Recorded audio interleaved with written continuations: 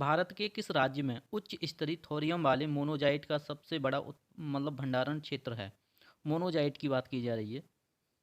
तो option number A Kerala, B Karnataka, C Gujarat और D Maharashtra.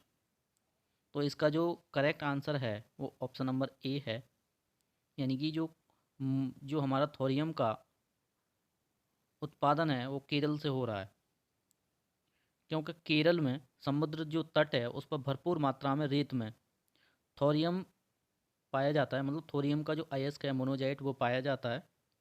और जो थोरियम है ये एक रेडियो एक्टिव पदार्थ है। इसी के साथ हमारा नेक्स्ट क्वेश्चन है कि निम्नलिखित में से भारत का वह राज्य कौन सा है जो गंधक के उत्पादन में आगे है? गंधक मतलब sulphur. Option number A Assam, B Maharashtra, C Punjab और डी तमिलनाडु। तो इसका जो करेक्ट आंसर है हमारा वो बी ऑप्शन, यानी कि महाराष्ट्र। अब महाराष्ट्र में देखते हैं, जो सल्फर है इसका लगभग 90%, याद रखना है 90% भाग आयात किया जाता है। और इसके साथ अगर हम देखें देश में इसका लगभग 125 से लेकर 150 लाख टन तक उत्पादन होता है। उत्पादन में अगर देखें तो महाराष्ट्र, असम, तमिलनाडु और पंजाब ये मुख्य उत्पादक राज्य हैं सल्फर के। इसी के साथ हमारा नेक्स्ट क्वेश्चन है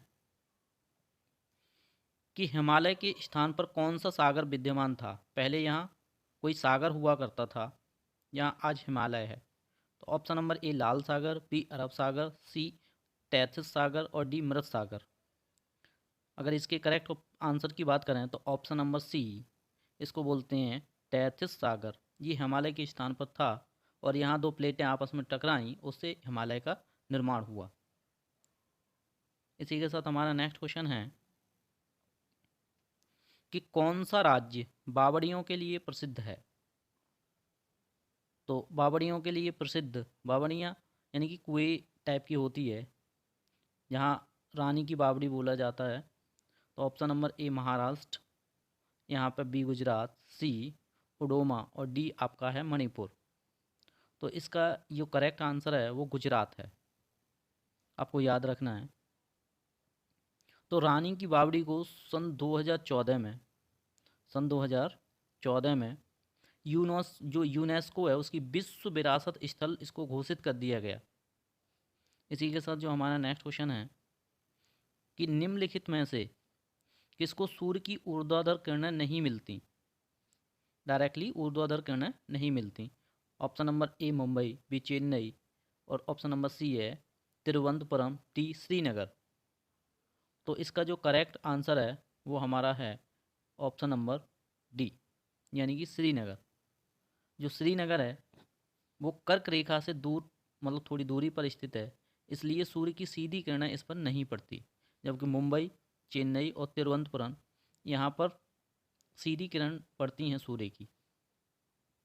हमारा नेक्स्ट क्वेश्चन है कि निम्नलिखित में से कौन से राज्य की सीमा म्यांमार से नहीं लगती? Option number A Assam, B Manipur, C Arunachal Pradesh, D Mizoram. तो इसका जो करेक्ट आंसर है वो हमारा है असम, ऑप्शन नंबर ए। अगर हम बात करें कि म्यांमार से किन किन राज्यों की सीमा लगती है, ये सीमा साझा करते हैं, तो आपको याद रखना है अरुणाचल प्रदेश, नागालैंड, मणिपुर, त्रिपुरा, मेघालय, पश्चिम बंगाल और मिजोरम। ये सभी राज्य म्यांमार के साथ सीमा साझा करते हैं। इसी के साथ हमारा नेक्स्ट क्वेश्चन है कि किसी वस्तु का मूल्य रुपयों में व्यक्त किया जा सकता है? इसके ऑप्शन को देखें। ऑप्शन नंबर ए कीमत, बी उपयोगिता, सी मूल्य और डी संपत्ति। तो इसका जो करेक्ट आंसर है वो ए, यानी कि कीमत। नेक्स्ट क्वेश्चन हमारा सकल लाभ का अर्थ है, यानी कि सकल लाभ का अर्थ क्या होता है? अगर ऑप्शन देखें तो ए, ये दो नहीं है, ए है कुल बचत के ऊपर कुल निवेश, बी उत्पादन में पद्धति में परिवर्तन, व्यापार संगठन के रूप में परिवर्तन, डी है कुल व्यय की राशि से कुल प्राप्ति को राशि। तो इसमें जो करेक्ट आंसर हमारा डी है, ये आपको याद रखना है। नेक्स्ट है कि विदेशी संस्थाओं द्वारा भारतीय कंपनियों के शेयर एवं ब्रांड खरीदने को क्या कहते हैं? ए विदेशी प्रत्यक्ष निवेश, बी पोर्टफोलियो निवेश, सी संस्थागत निवेश और डी है विदेशी अप्रत्यक्ष निवेश। जो करेक्ट आंसर हमारा है ऑप्शन नंबर बी, यानी कि पोर्टफोलियो निवेश इसको बोला जाता है। इसी के साथ हमारा नेक्स्ट क्वेश्चन है कि निम्नलिखित में से कौन सी पंचवर्षीय योजना की वृद्धि दर उसकी लक्षित वृद्धि दर से ज़्यादा रही थी? 8वीं, चौथी, 5वीं या 7वीं? तो इसका जो करेक्ट आंसर हमारा है वो ऑप्शन नंबर ए, यानी कि 8वीं पंचवर्षीय योजना। आपको बता दें कि इसका जो लक्षित दर था, वृद्धि दर, वो 5.6 यानी 5.6 था, लेकिन इस 8वीं पंचवर्षीय योजना में जो गेन की थी उसने 6.8%। तो ये इसकी वृद्धि दर कैसी रही थी? लक्षित से ज़्यादा।